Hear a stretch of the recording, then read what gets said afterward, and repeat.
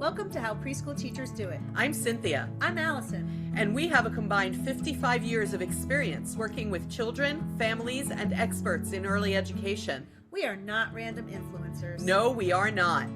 Whether you are new or have been our podcast peeps since 2018, we are thrilled you found us. Welcome back, preschool peeps. Hi, peeps. We're glad to have you back at How Preschool Teachers Do It podcast.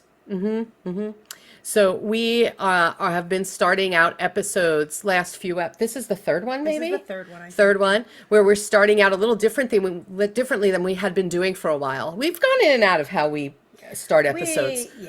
But now what we're doing, and we're going to stop saying this in so much detail, I think, after this, but what we're doing is I have a Substack account where I'm publishing articles, and our podcast lives there in addition to your podcast providers and YouTube. And people who subscribe for free, it is entirely free, so you don't have to be hesitant about that. Right. People who subscribe for free get early access to our episodes. They're about 2 weeks ahead of time. Yeah. So that's really good. I'm not kidding about the early access. Yeah. So if you go on to Cynthia Tarabush, like it was one word, .substack.com or substack.com/the @Cynthia Tarabush, you will find my Substack. You can subscribe, and here's what'll happen. You might be one of the names that we shout out in the beginning of episodes. We're looking at the subscribers. We're looking at it gives me statistics like who's subscribed, who's opening emails. Yeah. It gives star ratings to your opening of emails, by the way. Who opens the emails the most? What are they clicking on? I can see. So lots of things, lots of statistics. And what we started looking at first was, that activity, I guess, in my Substack. And we are shouting out first names only, no identifying information. Right. First names only of people who have subscribed and are checking out my Substack. Yeah. And who have we got today? Today we have Megan and Helene. Megan and Helene have been looking at the Substack, and we really appreciate that. Like I said, while you're in there, you can also find this podcast, which is the tie, which is why we're doing this. Yeah. One of the reasons we're doing this. Also because I'm super grateful that these people have subscribed and maybe find something I'm writing valuable. I'm writing both early childhood and learning and personal. Yeah. Personal, because we are all lifelong learners, and I think it's very important that we shout that from the rooftops, that none of us know everything and we learn about the world and ourselves. So I started out with one particular subject that you're going to have to come to look for, and it's going to branch off into other subjects eventually. Yeah. So don't feel like, oh my gosh, is this all there's going to be in the personal? No. It'll branch off. I just wanted to get it rolling. What? Nothing. You have a look on your face. Everybody come to YouTube. Check out her face. So cute when you talk about it. Thank you. That's all. About which part? About the all Substack? Of it. Yeah. Oh, thank you. All of it. I've had people say that since I don't know if you find this, and you be honest, but since I changed my name legally from Cindy to Cynthia, people are telling me that I am more joyful, more relaxed. I think that's true. I always thought you were kind of like that. In a way, but I feel like now you're just like, I don't know what the right word is. You're out there. Like, yes. I don't want to say you're exposed, but like you're exposed in like a good way. In a good way. Like you're not hiding anything anymore, and you're not I wasn't hiding. No, but no. I can't find the right words. I don't know, but someone said to me, someone said to me, I am lighter. Maybe that's what it is. You were like carrying a heavier load, and now it's gone. It's lighter. Yeah. So I appreciate that. That's great. And I've also experienced something now that we're going to talk about in this episode. Okay. There's the segue. Great segue. Yeah. I've experienced something called confirmation bias. And I'm going to give what is probably the most simple explanation of what confirmation bias is. But here we go. Confirmation bias is when you do something, or you make a decision, and your brain is constantly scanning for something the same to confirm that you thought or did or have the right thing. Yes. Because our brains are always trying to group us. Humans are part of the animal species. Right. Animals need groups to survive, right? Your brain is always trying to group you with your people. That's what it's trying to do. Find your people. Yeah. So, for example, my car, when we bought the SUV, all of a sudden I saw the same SUV everywhere on the highway. Yeah. That's your brain noticing what's the same as what you did. Right. They were always there, but your brain doesn't need to show it to you unless it's confirming that. Right. Which is, when you think about it, is the most amazing brain process. It's sort of like you're on the highway and it's saying, you bought this SUV. Here's your people. And it's highlighting, it's putting a spotlight on them. It's like right? shepherding you all together. Yes, yes. And the same thing, I'm going to be honest with you, same thing happened with my name. I've been, as anyone who's knows my work right now, or this podcast knows, right. I legally changed my name from Cindy to Cynthia, something I've wanted to do for a very long time and finally did. And so everywhere I go now, you know who stands out to me? Anybody named Cynthia. Right. Like if I'm on Zoom, and I have been with other Cynthias, my eyes like go right to that Zoom box. Oh, it's another Cynthia. Yeah. Right? I get that with the spelling of my name, because my first name is spelled differently than most Allisons. And so if I find another one that has one L in it, I was like, oh, she must be cool. Automatically, because she spells her name like me. It's interesting. How come they spelled your name that way? Do you know? My parents liked that name, the name Allison, and my mom wrote it all the different ways it could be spelled. And my dad looked at them all, and that's the only one he liked. Was your father's name Al? Yes. There you go. Yes. You're Al's. You're not the son, but you get it. Yes. Yeah. I know someone who spells it with an L and a Y. Yes. One L. Yes. Yeah. Yeah. Several people actually I know do that. Yeah. Anyway, you're gonna find, after, if you've never heard of this before, this is why it's happening to you. Yeah. And I think it's a fascinating brain thing. And it makes me wonder about what our brains do when we have a thought or an idea about a child or family.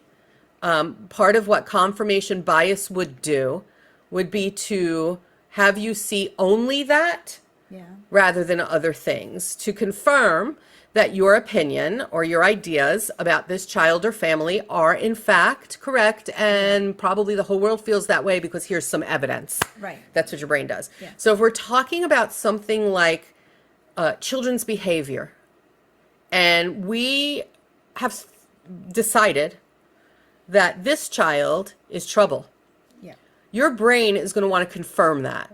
Right. So potentially, we are going to either more easily or only see the moments of trouble and not what that child is doing well. Right.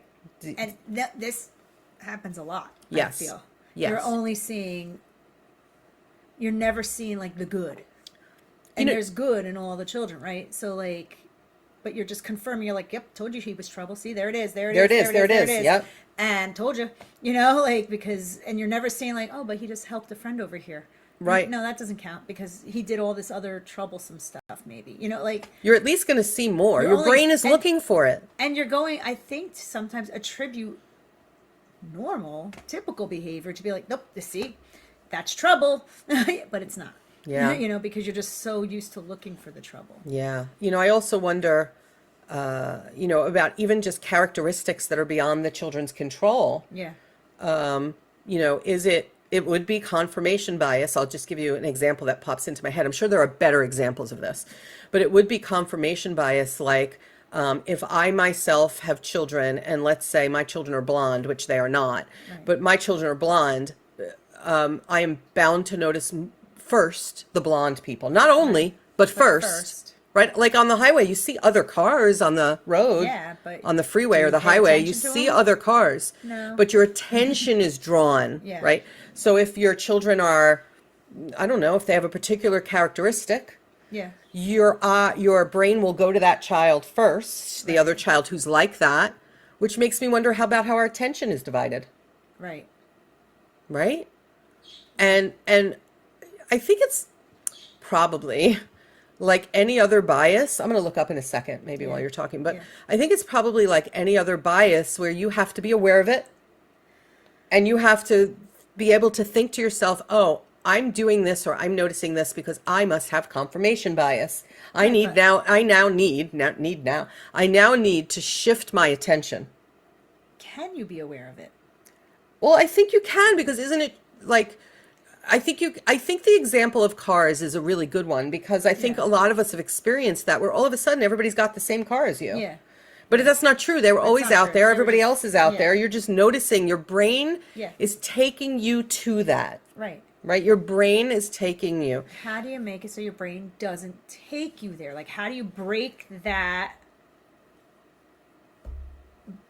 I want to say bond, but that's not the right word. It kind of is. It's a bond with an idea, or yeah. Like, how do you break that cycle of thinking? Okay, I'll tell you how. Yeah. The internet. It's a wild and woolly place. Them. Yeah. Okay. So here are some ways how. Oops, goodness, it's out of control. Sorry, out of control. There are how to identify and overcome it. So there's an article, this is by Very Well Mind, which is a fantastic website I've used for many other things. And it says how we pick facts to support an existing belief. And it talks about, let's see, there are signs of it, what it means. It is a type of cognitive bias that favors information that confirms your beliefs and biases, like I said. They're giving some examples. There are signs of it. When it comes to it, there are often signs that a person is inadvertently or consciously falling victim to it. It can also be very subtle, though, and hard to see. That's why, like, that subtlety, I think sometimes makes it hard to combat it, right? Because it's so subtle sometimes you don't realize, right? And you have to realize it in order to combat it. All right, yeah, but there are different types here. Yeah, there's it has to do with, there's a type that's related to our attention, and that's when we selectively focus on what agrees with what we were thinking or decided, right? And we're ignoring everything else. Like, there could be scientific data, and we're ignoring it. Interpretation, this is when we interpret information. Your brain takes it in a way that's going to confirm what you think. Okay. And I think we can catch ourselves doing that. Yeah. Memory is when when we selectively remember information that supports what we think and all that. And there's we gave some examples. We're going past the examples. Yeah. That has an impact on how we view people, the world, and how we interpret what's happening right in front of us. So we have to be aware of the signs. Here's how we combat it. You have to be aware of the signs. That includes you have to be aware of your personal biases and what you favor and how you think and how they can be influencing our decisions. We have to look at all the evidence, not just focus on, right? So like if it's a child and their behavior, we have to think, I have to step back. I have to look for the good, not just this thing that my brain keeps going to, which is more troubling. And then it says you have to seek out perspectives. Okay, so we actually, like if you're working in a room or you're raising a child with somebody else, you actually have to go to them and say, when have you noticed this child being good? Right. Because I think sometimes if another person points it out, then you then start noticing that, right? Yeah. Almost confirming what the other person says. Hopefully. Too, Hopefully. Right? But sometimes if it's not pointed out, you won't see it. You need someone to point it out. Point it out. Yeah. And then now you're going to start looking for that behavior or that, whatever that is. Yeah. Yeah. Yeah.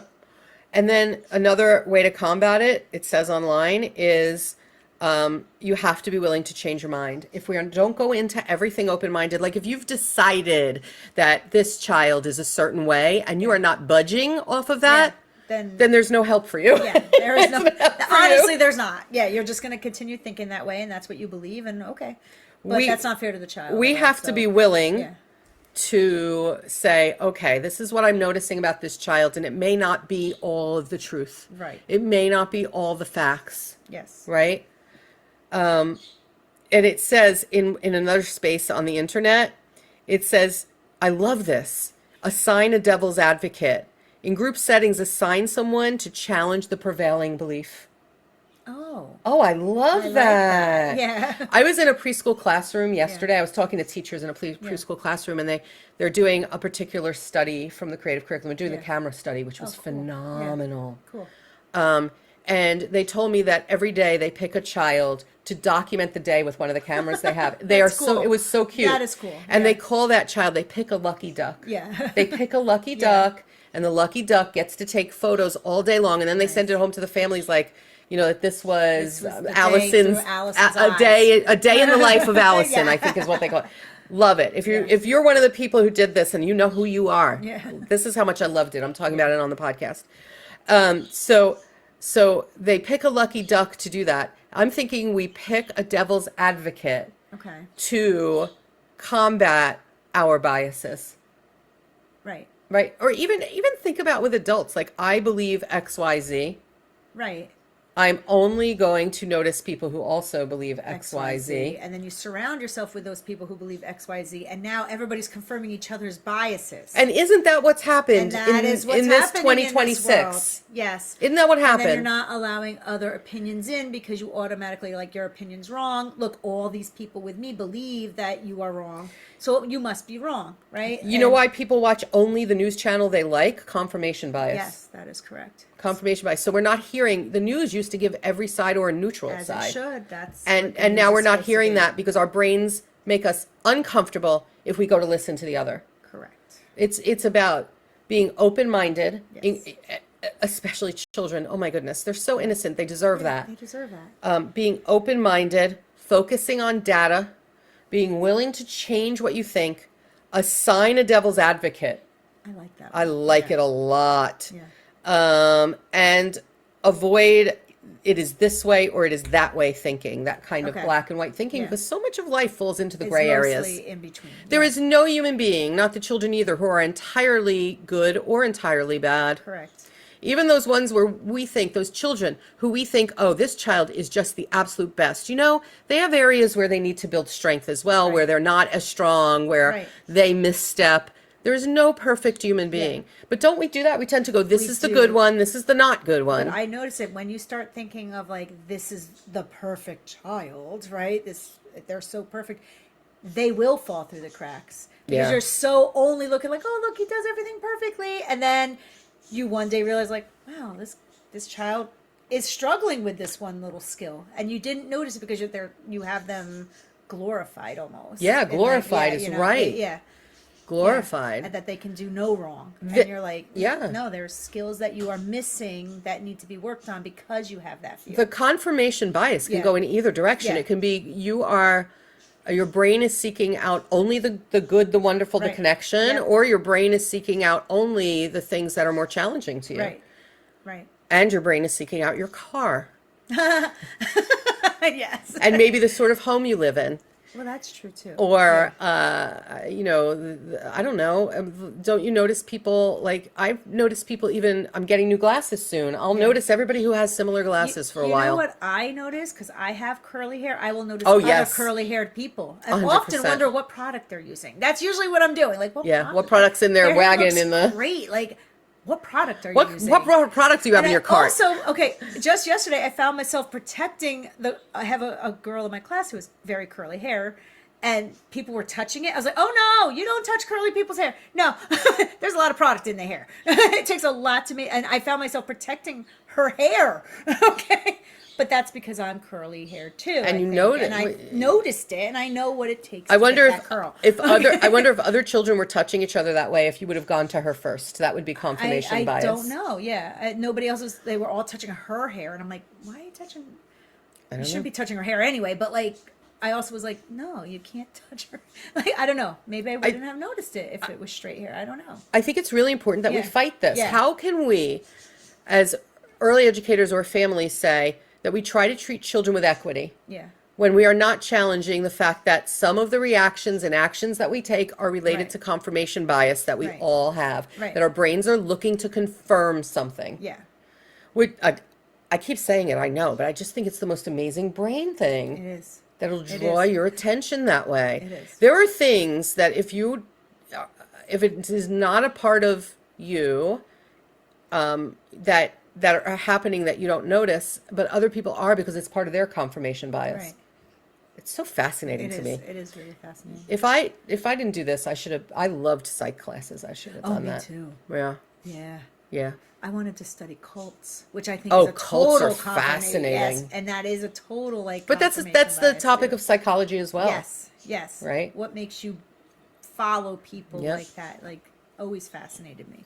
Well, yeah. Well, if you're on Substack, you know I've become my own greatest study.